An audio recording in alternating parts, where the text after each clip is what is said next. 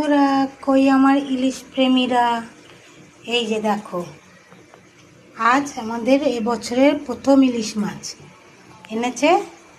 তাই সর্ষে বাটা দিয়ে আমি রান্না করছি।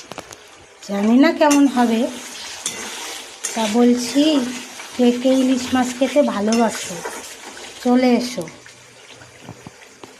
বর্ষার টাইমে ইলিশ না খেলে কি হয়, তাই না? কই আমার ইলিশ প্রেমীরা, তাড়াতাড়ি চলে এসো আমার বাড়ি। এই চলে এসো এসো এসো। আমি ভালো রান্না করতে পারি না, ওই চেষ্টা করি কোনো রকম খাওয়া দাওয়া যাতে চলে যায়।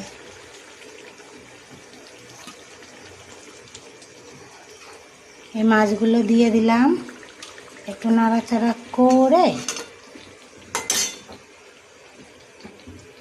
তারপর জল দেব, ঢেকে দেবো। এটাকে ভাপাও বলা চলে, আবার ভাপাও বলা চলে না। আমি ভাপা বলি না, আমি বলি সর্ষে ইলিশই বলি।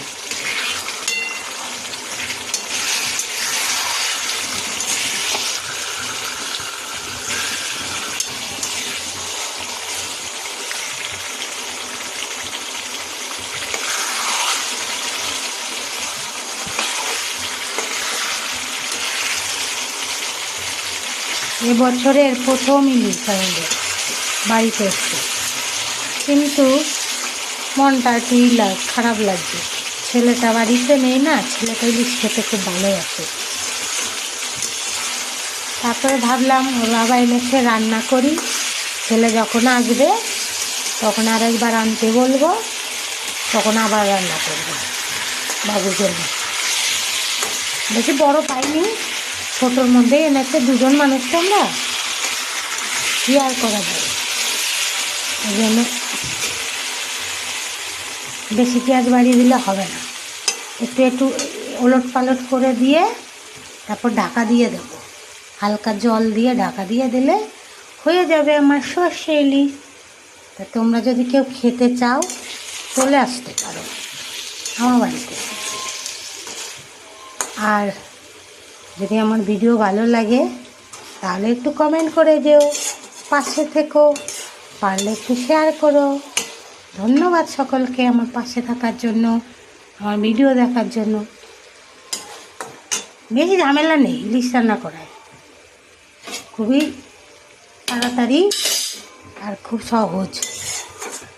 আগে কাঁচা লঙ্কা সর্ষে একটু নুন দিয়ে পেস্ট করে নিয়েছি, তারপরে কড়াইতে তেল দিয়ে বেগুন ভেজে তুলে রেখেছি। বেগুন ভেজে তেলে রাখার পর তেল দিয়ে জিরে ফোড়ন দিয়ে সর্ষেটাকে দিয়েছি। সর্ষেটা একটু ভাজা ভাজা হলে পরে এই মাছটা দিয়ে দিলাম।